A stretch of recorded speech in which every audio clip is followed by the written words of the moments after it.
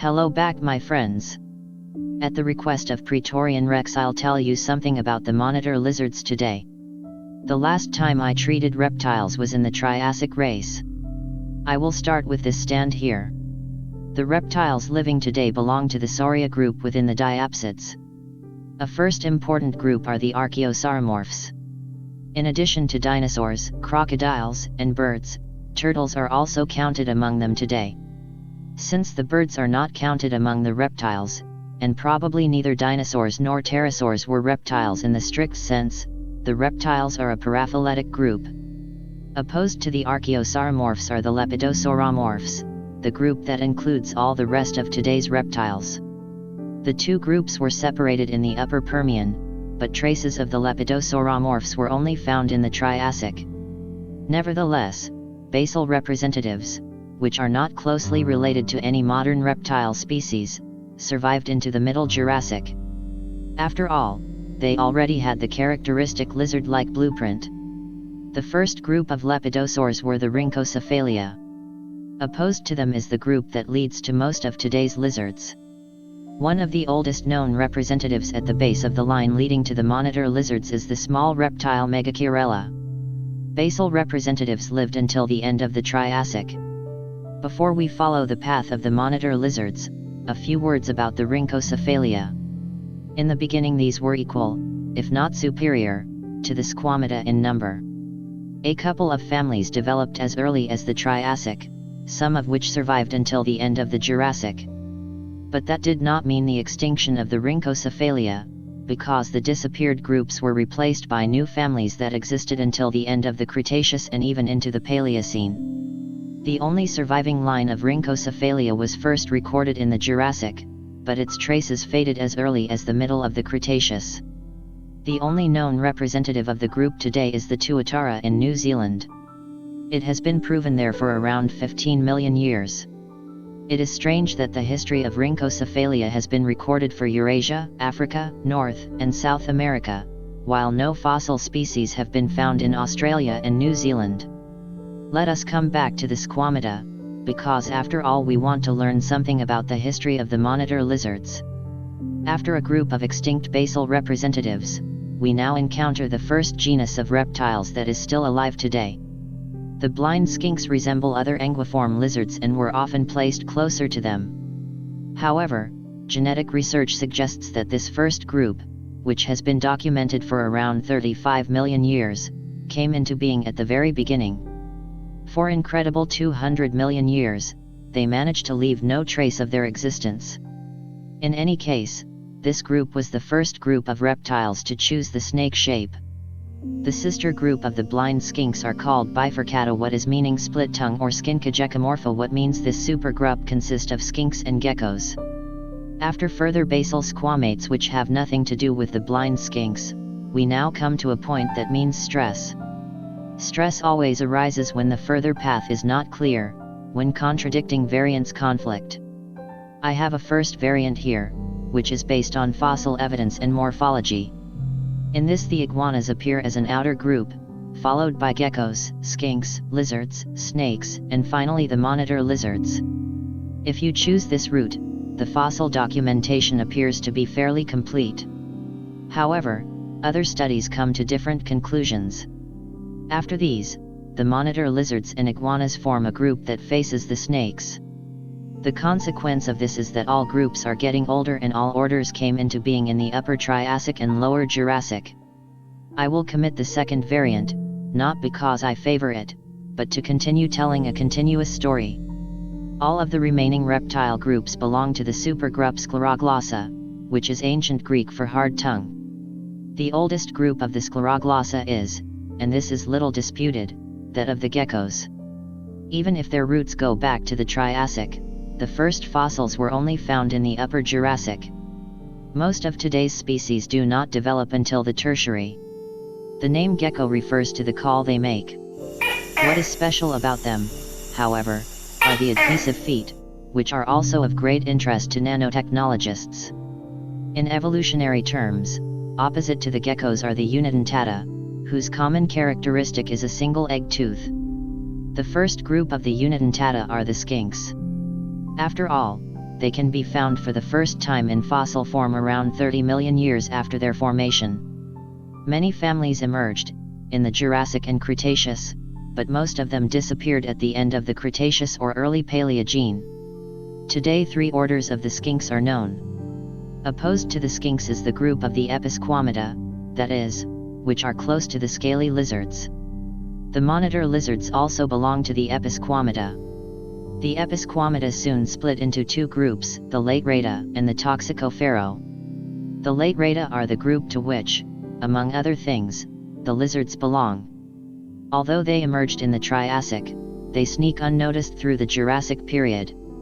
However, with the beginning of the Cretaceous they can be traced back by fossils and the group has already diversified. In addition to the lizards, the Teiidae, the elongated Gymnophthalmidae and the various families of the snake-shaped Amphisbaenia have also found their way into our time. The bipedidae within Amphisbaenia have retained their 2 front extremities as holdovers. The Toxicophero, as the name suggests, are associated with poisons. However, this connection is not entirely undisputed. It is undisputed that the following orders stand out due to the ability to produce toxins. The first group are the extinct Polyglyphanodontia, followed by one of the most amazing groups of all, the snakes. In the classic classification, snakes were represented as a group outside of lizards, but the reptile family tree has become more complex and less intuitive. Often, however, the morphological similarities of snakes and monitor lizards are pointed out. In some cases the mosasaurs are even slammed into snakes. In any case, the history of the snakes in the Upper Jurassic begins with snake-shaped reptiles, which, however, still have all 4 legs. In the Lower Cretaceous snakes with only 1 pair of legs appear. In contrast to the bipedidae, it is about the hind legs. The Cimolophidae was 2-legged water snakes.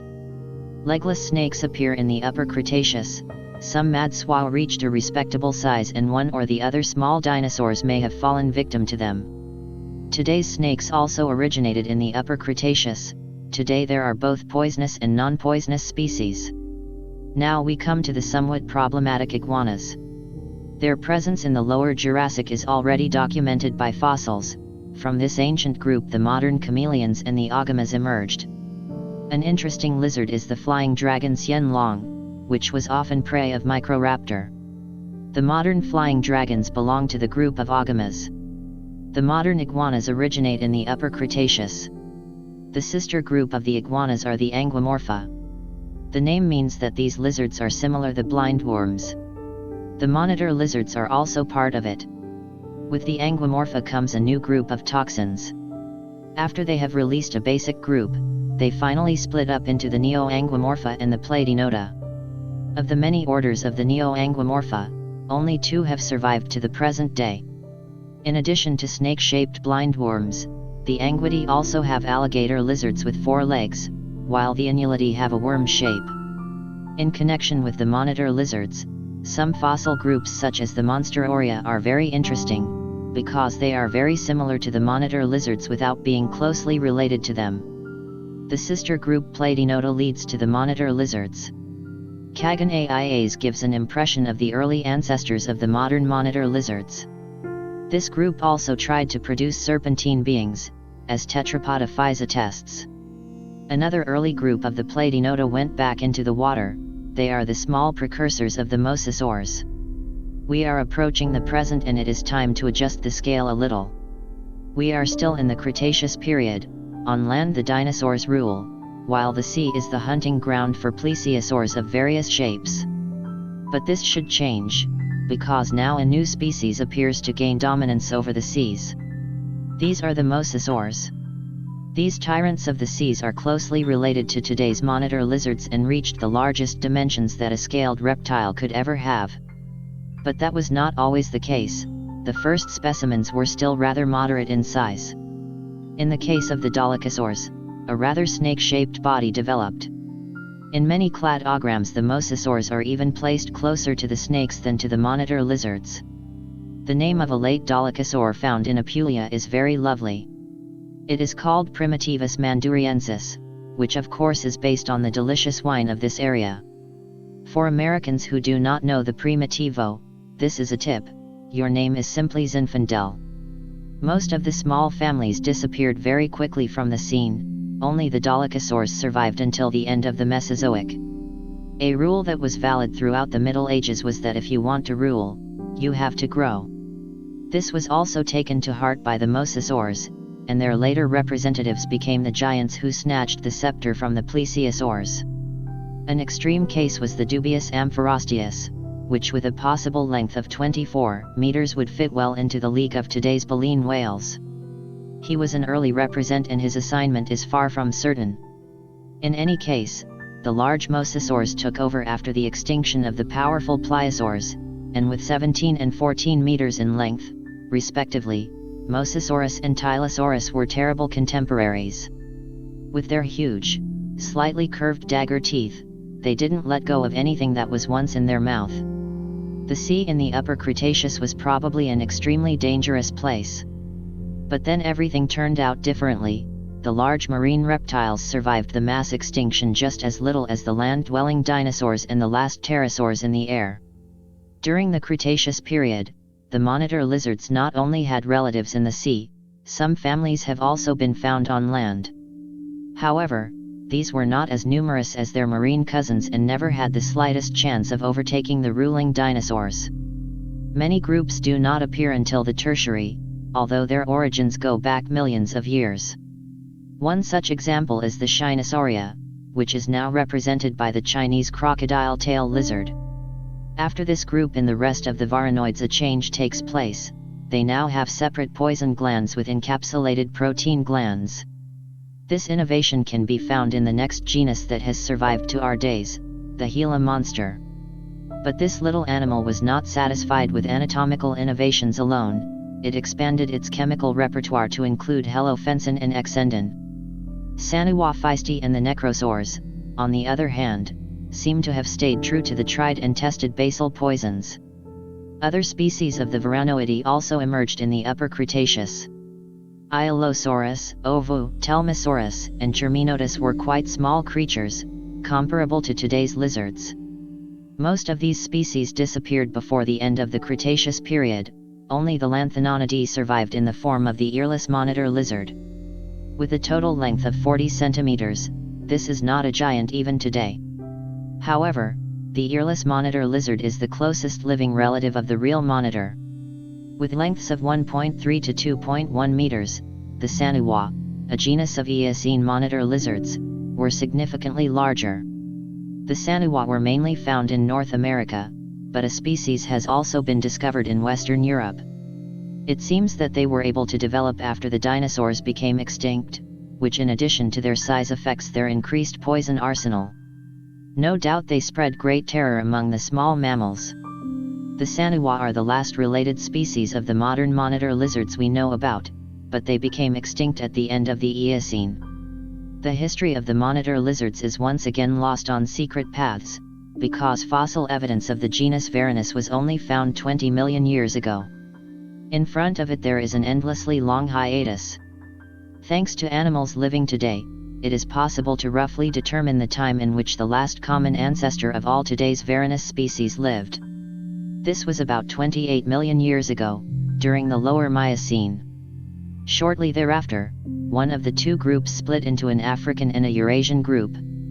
The oldest African representative is Varanus rusingensis, which lived in Kenya about 20 million years ago.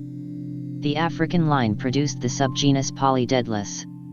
Most of these medium-sized monitor lizards stayed true to the terrestrial way of life, while two types of Nile monitor lizards found favor with the water. The oldest fossils of the Eurasian lineage are found in Central Europe and Spain. These European species survived until the end of the Miocene.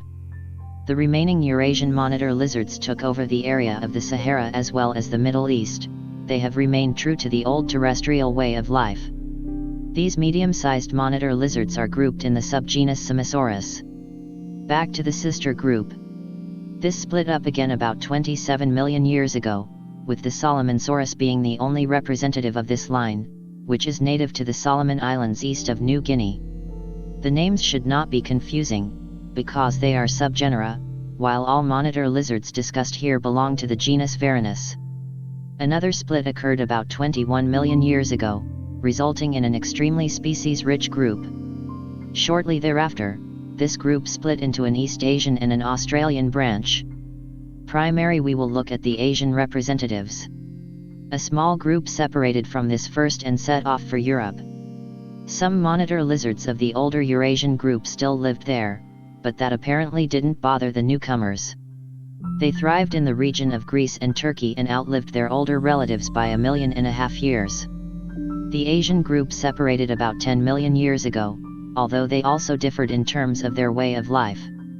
The first tree-dwelling group separated about 2 million years ago into the still tree-dwelling Dendrovarani and the water-loving Pterosauri. The still ground-dwelling group retained the original way of life. From it the subgenus Indovaranus, Tectovaranus, and Impagacia emerged. The extinct Indian dragon, Indovaranus civilensis, was roughly the size of the Komodo dragon. Now we come to the species-rich group of Australian monitor lizards.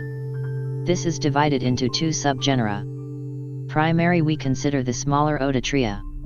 This subgenus initially chose the tree-dwelling form of life, which soon split into two lines.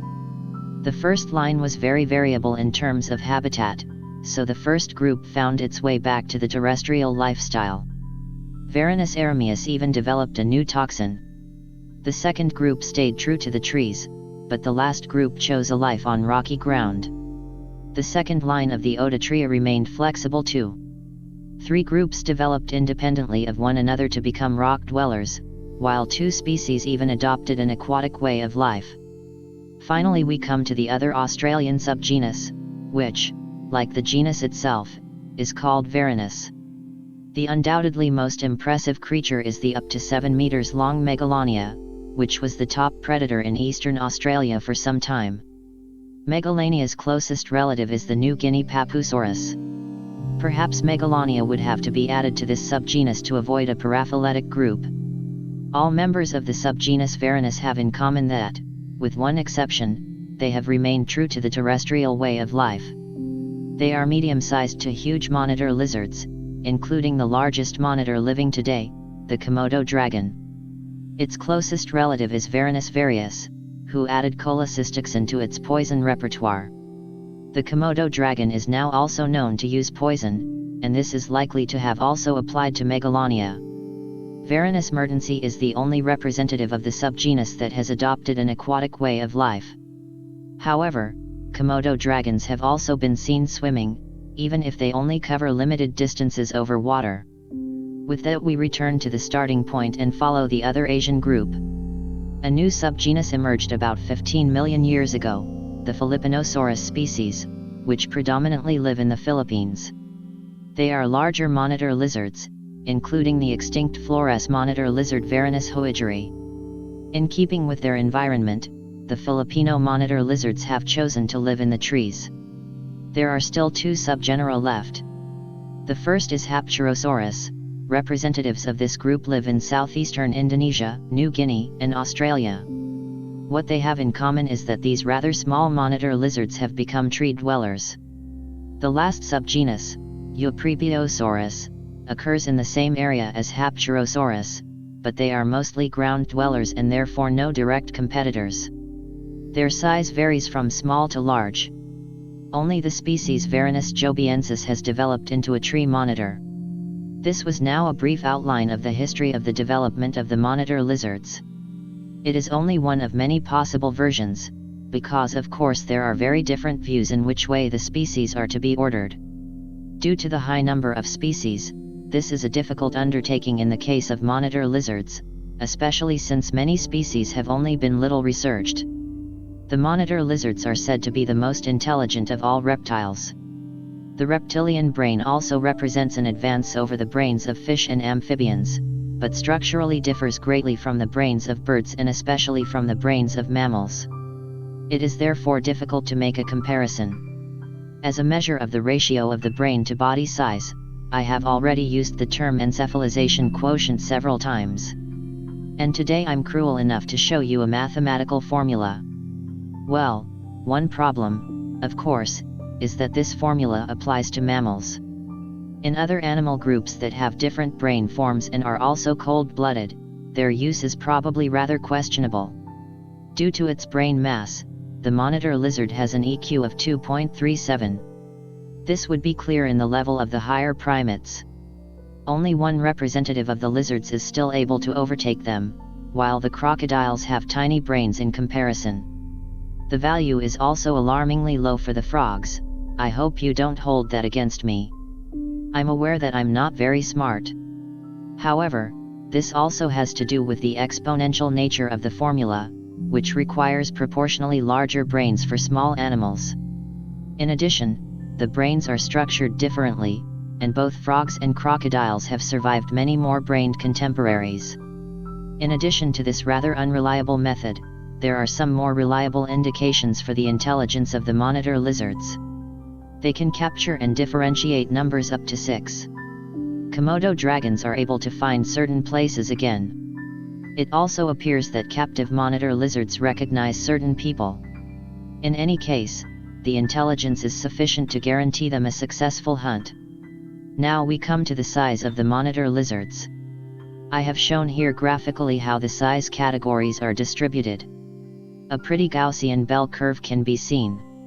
The values on the abscissa mean the greatest length in the respective category. This means, for example, if there is written 500 from 0 to 500 mm etc.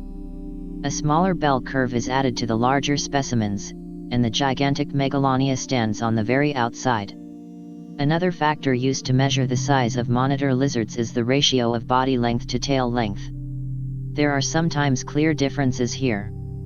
Most species appear to have tails 1.5 times the length of their body, but some have much longer whips.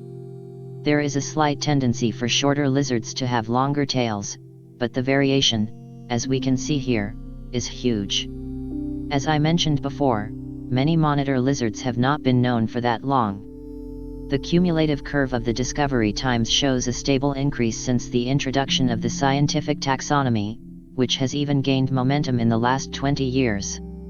The famous Komodo dragon was also not scientifically recorded until 1912, even if it had been known to the local inhabitants for a long time. Here he is only concerned with the history of research, and it clearly points upwards. We can therefore expect further discoveries of monitor lizards in the next few years. On the other hand, the correlation between the size of the monitor lizards and the year of their description is of little significance. There is a weak trend that smaller species are more likely to be discovered later. But there are probably more important reasons for the late discovery of species, perhaps because their habitat is difficult to access. Finally, let's see how the monitor lizards are doing. The first thing that strikes you is that no information is available for many species. Perhaps this has to do with the fact that they have not been known for that long and that too little is known about them and their species population. Fortunately, with most of the species recorded, there is nothing to worry about. The species listed here as extinct do not come from modern times but are fossil representatives. At the edge of the thread is the Odatria belonging to the northern ridge-tailed monitor. Its body measures about 1.2 meters. Its habitat is limited to a small area near the city of Darwin in northern Australia. The next category, the vulnerable, has 2 representatives. The first to be mentioned here is Gray's monitor lizard, who lives mainly in the east of the Philippine main island of Luzon. He belongs to the small group of Philippinosaurus. Its body, measured without a tail, reaches a length of half a meter. Also in this category belongs a celebrity, the great Komodo dragon. As huge as this lizard is, its territory is so small that it is limited to the island of Komodo, a few other islands and some parts of the island of Flores. The Komodo dragon is a successful hunter, it is hard to escape in the sprint, and even deer belong in its prey spectrum. It also often happens that people fall victim to him. Now we come to the endangered species, and there we begin with a true beauty. The blue-spotted tree monitor belonging to the tree-dwelling Haptosauri reaches a length of over 1 meter, including the tail, of course. Its habitat is in southern Thailand. Little is known about the Panay monitor, which was only discovered in 2001. It is classified among the Philippinosauri and lives exclusively on the Philippine island of Panay. It reaches a total length of about 170 centimeters.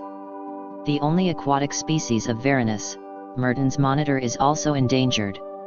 The habitat of this approximately 130 centimeters long reptile is the tropical north of Australia. The small Mitchell's water monitor, which is also native to northern Australia and, unlike Mertens monitor, belongs to the subgenus Odatria, is considered critically endangered. It is the only monitor lizard currently classified in this worst category. Finally, let's look at some extinct species. The first to be mentioned here is the famous Megalania. So far it is the largest member of the genus Varanus. And as is well known, he also met the ancestors of the Aborigines. The coexistence of humans and Megalania lasted at most 10,000 years. In any case, the Megalania extinction is strongly linked to the disappearance of the Australian megafauna.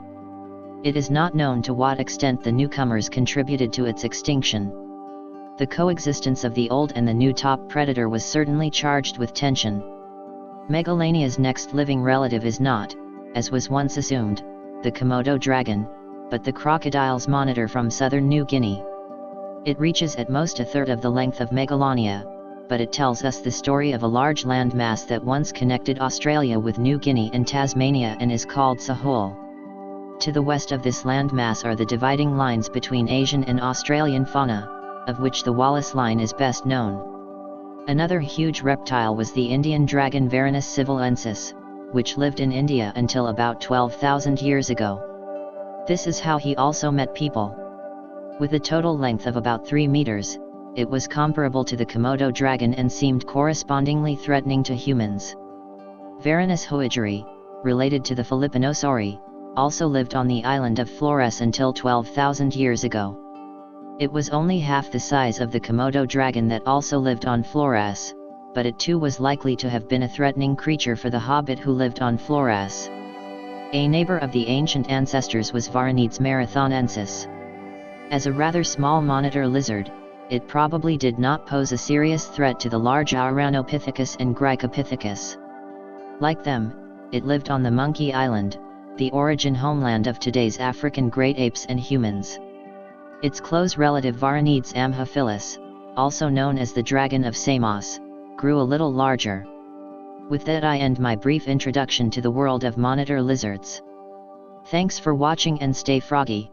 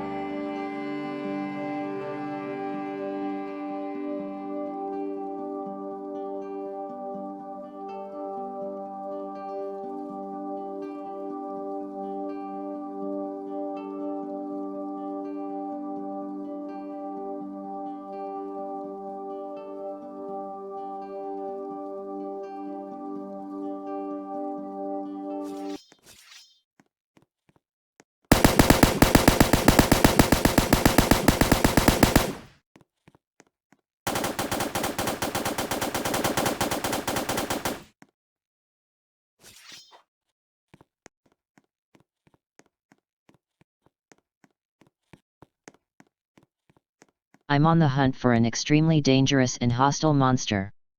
This will take some time, and I will visit very dangerous places. See ya soon.